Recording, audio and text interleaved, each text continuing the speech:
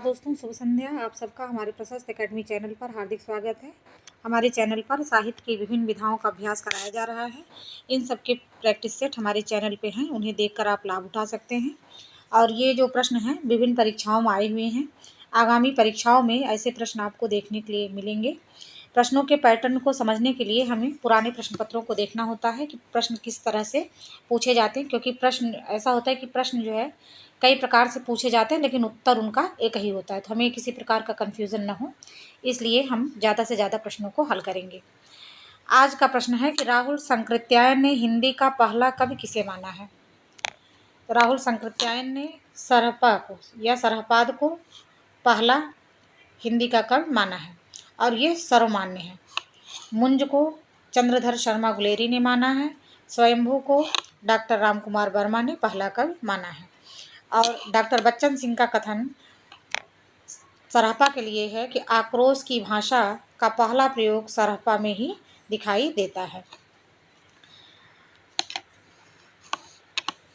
और यहाँ पे डॉक्टर राम कुमार वर्मा ने अपभ्रंश भाषा के प्रथम कवि स्वयंभू को हिंदी का प्रथम कवि माना है।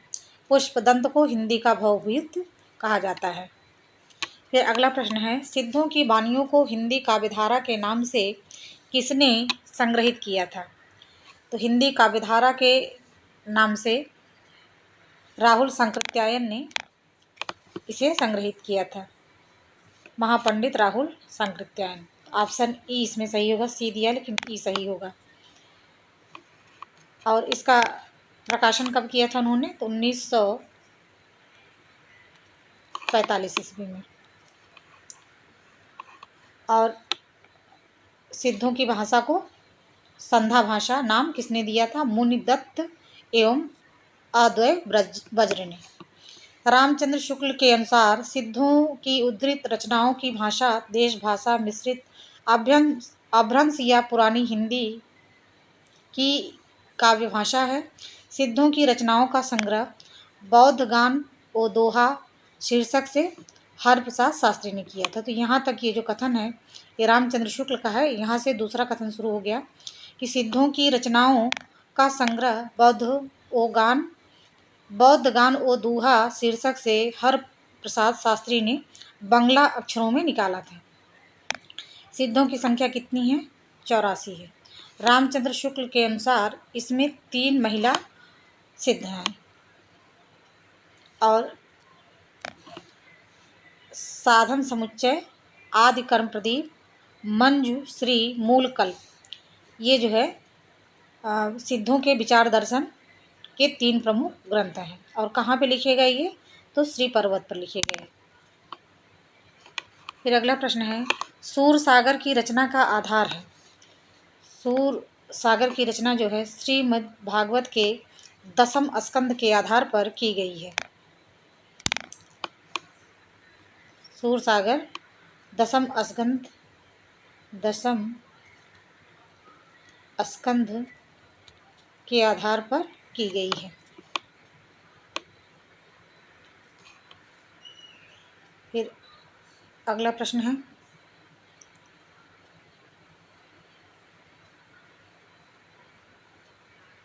निम्न में से कौन सी छायावादी शैली की प्रमुख विशेषता नहीं है। यहाँ पे देखिए, छायावादी शैली में गीत प्रधानता है, चाहे जयशंकर प्रसाद ने लिखा हो या पंत ने लिखा हो, तो गीत प्रधानता इनमें है। प्रतीकात्मकता है, तो छायावाद में लाक्षणिकता और प्रतीकात्मकता, ये छायावाद की 2 विशिष्ट विशेषताएं हैं।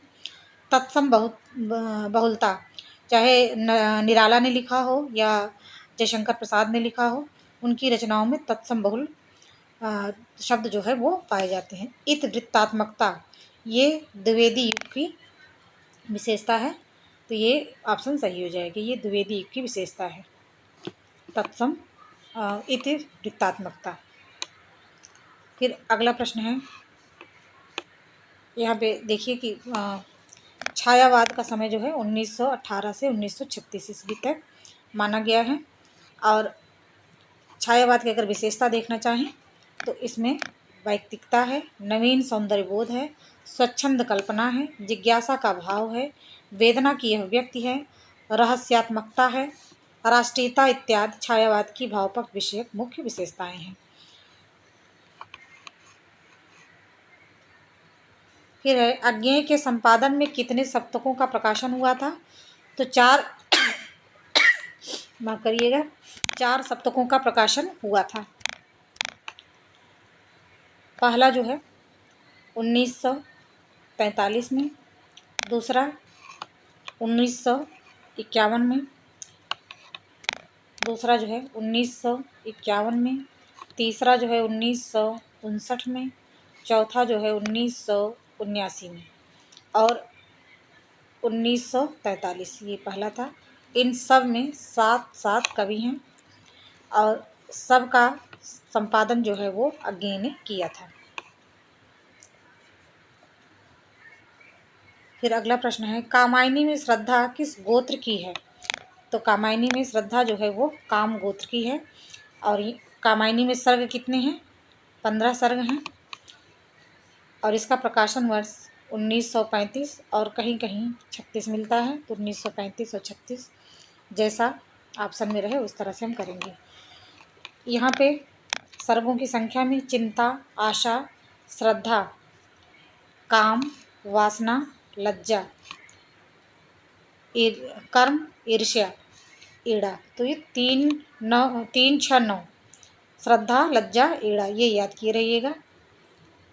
इससे प्रश्न जो है आसानी से हल हो जाएंगे कि तीसरा सर्ग जो है इसका श्रद्धा का है, छठवां लज्जा का है और 9वां ईड़ा का है। फिर स्वप्न है, संघर्ष है, वासना है, दर्शन है, रहस्य है और आनंद है।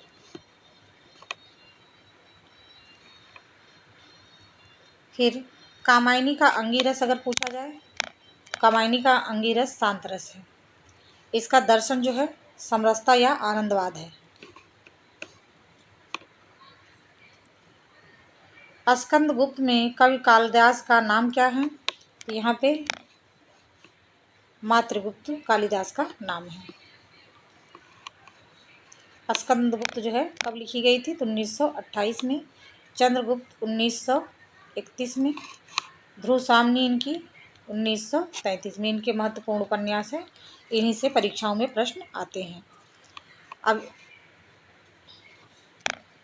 पात्रों को अगर देखा जाए तो पृथ्वीसेन ये स्कंदगुप्त के पात्र हैं। पृथ्वीसेन, स्कंदगुप्त, भट्टारक, बंधुवर्मा, महादंडनायक, पुरगुप्त, कुमारगुप्त, गोविंदगुप्त, पर्णगुप्त, चक्रपालित, सर्वनाग ये आता है और प्रख्यात कीर्त ये महत्वपूर्ण याद करिए कि सर्वनाग, प्रख्यात की कीर्त, पृथ्वीसेन, भट्टारक, आने तो कुछ भी आ सकता है लेकिन जो महत्वपूर्ण है उस पर हम ज़्यादा ध्यान देंगे। गोविंदगुप्त, देवकी, अनंत देवी, देवसेना, विजया, कमला, मालिनी, तो ये तीनों इसकी महिला में गौण पात्र हैं और देवकी, अनंत देवी और देवसेना ये मुख्य पात्र हैं।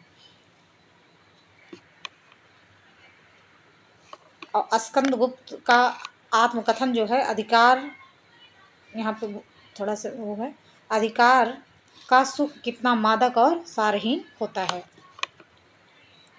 गरीबी और जहालत इस रोग के 2 कीटाणु हैं। मैला आंचल में यह वाक्य किसका है? तो ये प्रशांत का, डॉक्टर प्रशांत का कथन है। मैला आंचल ये आंचलिक हिंदी के आंचलिक उपन्यासों में पहला माना जाता है मैला आंचल। और किसकी रचना है? तो फणीश्वर नाथ रेणु की रचना है। कब प्रकाशन हुआ था? तो 1954 ईस्वी में हुआ था।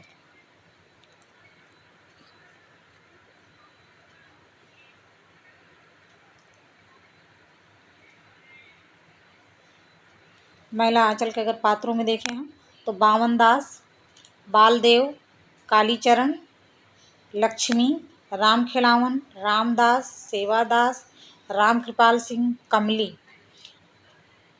और डॉक्टर प्रशांत, तहसीलदार, वासुदेव और प्रशांत, स्नेहमयी, ममता बनर्जी, जिसमें प्रशांत और कमली इन दोनों का प्रेम प्रसंग भी इसमें दिखाया गया है।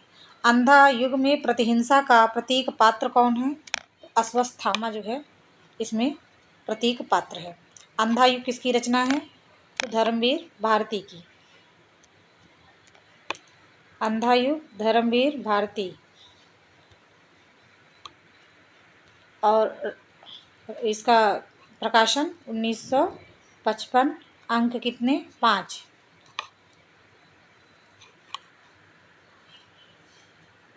फिर है अंधा युग में कृष्ण को प्रभु नहीं वंचक किसने कहा है? तो गांधारी ने कृष्ण को वंचक कहा है।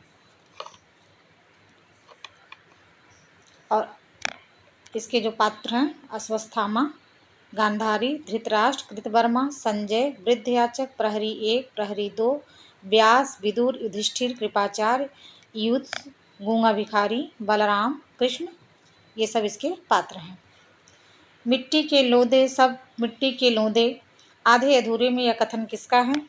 आधे अधूरे नाटक किसका है? यह है राकेश मोहन का नाटक और 1969 ईस्वी में इसका प्रकाशन हुआ था। इसमें जो है छोटी लड़की पात्र जो हैं, छोटी लड़की, बड़ी लड़की, पुरुष 1, इसमें पुरुष 4 पुरुष हैं, पुरुष 1, पुरुष 2, पुरुष 3, पुरुष 4। तो इसमें जो छोटी लड़की रहती है वो कहती है मिट्टी के लोदे सब मिट्टी के लोदे। इसके पात्रों में महेंद्र नाथ, अशोक, सिंघानिया, जगमोहन, सावित्री, बिन्नी और किन्नी, जुनेजा इसके पात्र हैं। कविता क्या है निबंध में भाव सबलता के उदाहरण के लिए किसका पद उद्धृत है? तो यहाँ पे ऑप्शन सी सही है। कविता क्या है निबंध में भाव सबलता के लिए रामचंद्र शुक्ल ने मतिराम की पंक्ति को लिया है उदाहरण के तौर पे। फिर है काव्यम ग्रहम अलंकारात् सूत्र किसका है? ये है वामन का।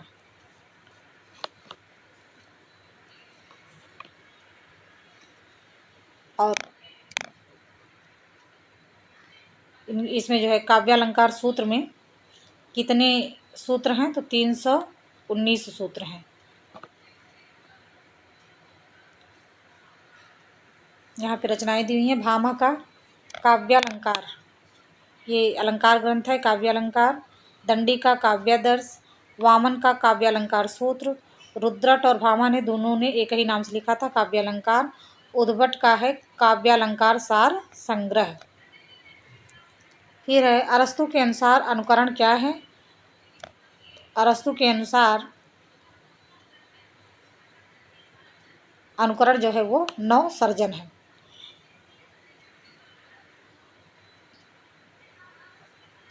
अरस्तु के अनुसार विरेचन का परिष्कार किया जाता है। तो विरेचन जो होता है वो अंतर्वृत्तियों का होता है अरस्तु के अनुसार। अरस्तु के अगर ग्रंथों को देखें तो पेरी, पोई, तेकस, तेख, नेस, रितो, रिकेश, वसीयत नामा, इनका ये तीनों जो ग्रंथ हैं ये महत्वपूर्ण है, याद किए रहिएगा। फिर अगला प्रश्न है अर्थ परिवर्तन की दिशाओं में शामिल नहीं है। अर्थ परिवर्तन, अर्थ संकोच होता है, अर्थापकर्ष होता है, अर्थ विस्तार होता है और अर्थोपकर्ष होता है, लेकिन अर्थाभाव ये अर्थ परिवर्तन की दिशा या दशा नहीं होती है। अब देखिए यहाँ पे दिया है कि अर्थ परिवर्तन की दिशाएं या दशाएं क्या क्या हैं। तो अर्थ विस्तार है, अर्थ संकोच है, अर्थादेश है। अर्थादेश में ही अर्धोत्कर्ष, अर्थापकर्ष, मूर्तिकरण, अमूर्तिकरण। निम्नलिखित में से नाम धातु क्रिया कौन सी है? नाम धातु क्रिया बतियाना।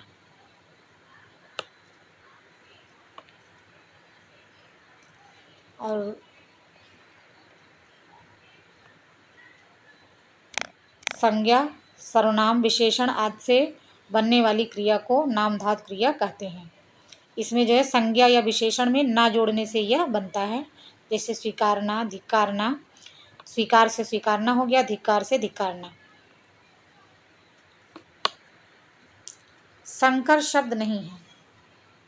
संकर शब्द क्या हैं? जो दो शब्दों के मेल से बने हों, मतलब जिसमें दो शब्द हों। जैसे यहाँ पे तोप गाड़ी, तो दो भाषा के शब्द हैं। छायादार, इसमें भी दो भाषा है, तो ये संकर शब्द हैं जहाँ दो भाषाओं के शब्द मिलेंगे। फिर सूती, सूत मील, ये भी संकर शब्द है।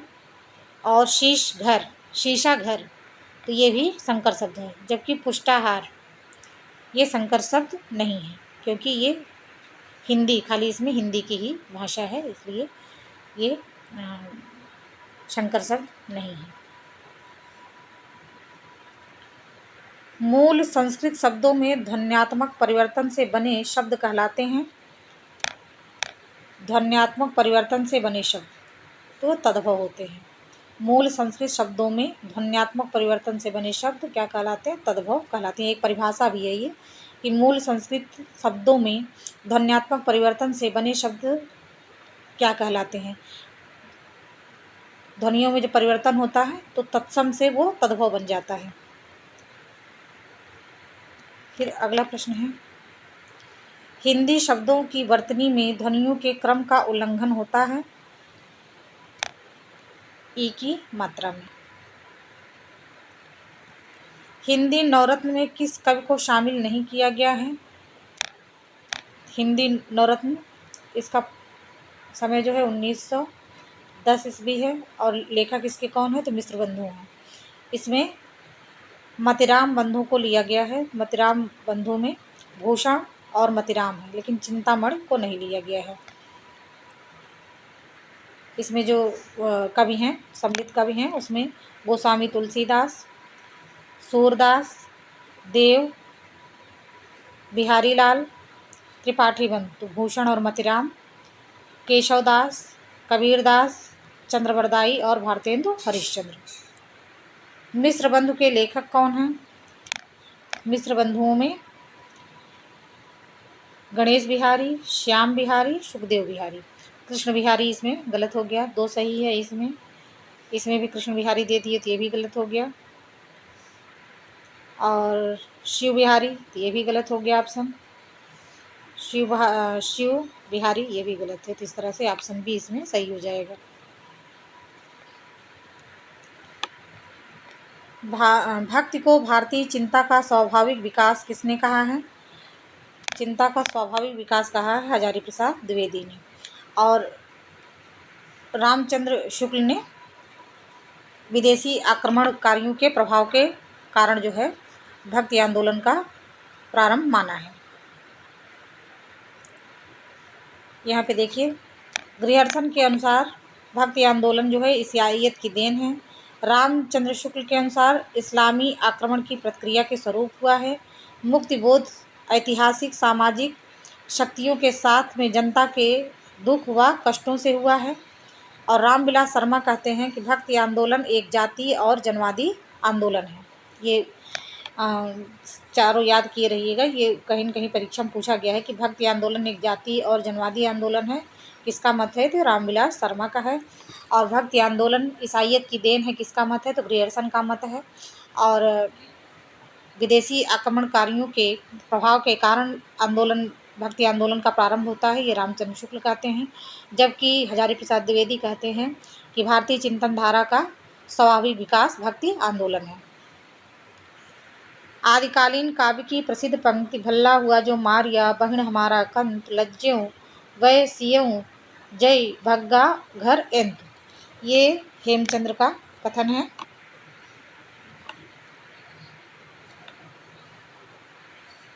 हेमचंद्र की रचनाओं में सिद्ध हेमचंद शब्दानुशासन, कुमारपाल चरित्र, योग शास्त्र, प्राकृत व्याकरण, छंदोनुशासन और देशी नाममाला कोश। फिर अगला प्रश्न है, रीति काल में वीर काव्य लिखने के लिए सर्वाधिक प्रसिद्ध किसे मिली है? तो ये मिली है भूषण को।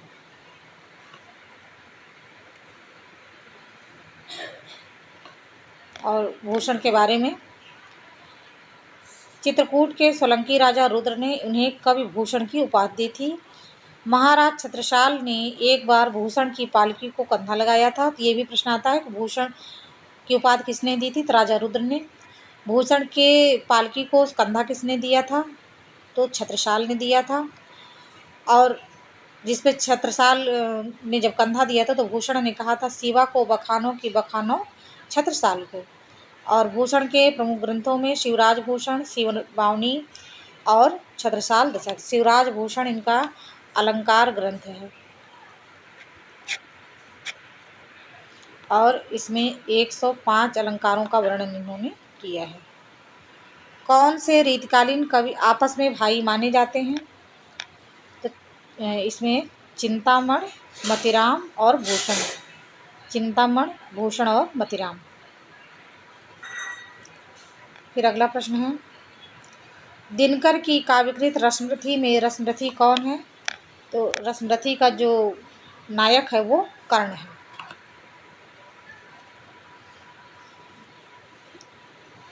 और इनकी जो रचना उर्वशी है 1961 में प्रकाशित होती है। 1972 में ज्ञानपीठ पुरस्कार उर्वशी पे मिलता है। उर्वशी को कवि ने कामाध्यात्म कहा है। और ये इनकी जो रश्मरथी रचना है वह एक खंड काव्य है और प्रकाशन इसका 1952 में होता है। फिर अगला प्रश्न है,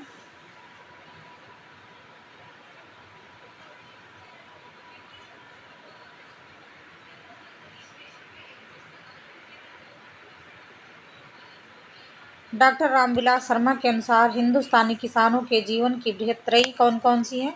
तो ये है प्रेमचंद्र के उपन्यास प्रेमाश्रम, कर्मभूमि और गोदान। इसको रामविलास शर्मा ने हिंदुस्तानी किसानों के जीवन की बृहत्त्रयी माना है। और मुंशी प्रेमचंद्र के अगर उपन्यासों को देखें तो सेवा सदन 1918 में, वरदान इनका 1921 में, प्रेमाश्रम 1922 में और रंगभूमि उपन्यास जो है वो है 1925 में। रंगभूमि उपन्यास पूछा जाता है कि औद्योगिकीकरण के दोष और पूंजीवादियों की शोषण नीति किसमें दिखाया गया? तो रंगभूमि में दिखाया गया है। रंगभूमि का जो पात्र है वो है सूरदास, जो गांधीवादी दर्शन से प्रभावित है। फिर है गबन, मध्यम वर्गीय जीवन की असंगति का यथार्थ मनोवैज्ञानिक चित्रण किया गया है। इसमें स्त्रियों के मतलब अलंकार प्रेम को इसमें दिखाया गया है, भूषण आभूषणों के प्रेम को दिखाया गया है। कर्मभूमि जो है इनका 1932 में है, इसमें गलत दिया है, 1932 में है। हिंदू मुस्लिम एकता, अछूतोद्धार एवं दलित किसानों के उत्थान की कथा इसमें है। और विनय और सोफिया, विनय सोफिया इसके प्रमुख पात्र हैं। किसान जीवन की महागाथा एवं ऋण की समस्या का अंकन किसमें किया गया है? ये किया गया है गोदान में। इसका प्रकाशन 1936 है। होरी और धनिया इसके मुख्य पात्र हैं। गोबर जो है इसमें होरी का बेटा है जो आधुनिक चिंतन मनन करने वाला है कहा गया है। फिर है गंगौली गांव में किस उपन्यास की कथा भूमि है? आधा गांव, अलग अलग वैतरणी, काला पहाड़। तो गंगौली जो है इसका जो वर्णन है वो आधा गांव में है। आधा गांव किसकी रचना है? यहाँ पे ऑप्शन दिया है कि आधा गांव राग दरबारी रंगभूमि। गंगौली गांव आधा गांव में है। ये जो है राही मासूम रजा का उपन्यास है। फिर अगला प्रश्न है, यहाँ पे उपन्यास अगर देखना चाहें, आधा गांव उपन्यास राही मासूम रजा का, ये गाजीपुर जिले के गंगौली गांव के सैयद मुसलमानों की कथा इसमें कही गई है। राग दरबारी श्रीलाल शुक्ल का उपन्यास है। शिवपालगंज की जिंदगी का चित्रण इसमें हुआ है। प्रकाशन इसका 1968 है। रंगभूमि प्रेमचंद्र का उपन्यास है। औद्योगिकीकरण के दोष और पूंजीवादी शोषण नीतियों का इसमें चित्रण हुआ है। काला पहाड़ ये उपन्यास भगवान दास मोरवाल का है। देश की बढ़ती हुई सांप्रदायिकता का संवेदनात्मक चित्रण इसमें हुआ है। अलग अलग वैतरणी शिव प्रसाद सिंह का उपन्यास है। पूर्वांचल के गाँव की जिंदगी की नरकीय जीवन का इसमें चित्रण हुआ है। रेणु की कहानियों की प्रमुख विशेषता है, रेणु जो है आंचलिक उपन्यासकार माने गए हैं। इनमें जो है ग्रामीण जीवन की सरलता जो है रेणु की कहानियों की प्रमुख विशेषता है। इनकी जो कहानियां हैं, ठुमरी, आदिम रात्र की महक, अग्निखोर, एक श्रावणी दोपहर और अच्छे आदमी, लाल पान की बेगम, तीसरी कसम। लाल पान की बेगम अगर आप पढ़ेंगे तो पूर्ण रूप से ग्रामीण चित्रण उसमें दिखाया गया है। प्रेमचंद की किस कहानी में हृदय परिवर्तन का चित्रण है? वो है पंच परमेश्वर में। बाकी सदगत, ईदगाह, ठाकुर का कुआं, शतरंज के खिलाड़ी, पंच परमेश्वर, ये सभी कहानियाँ जो है प्रेमचंद की हैं। और पंच परमेश्वर इनकी जो कहानी है, इसका प्रकाशन जो होता है 1916 में होता है।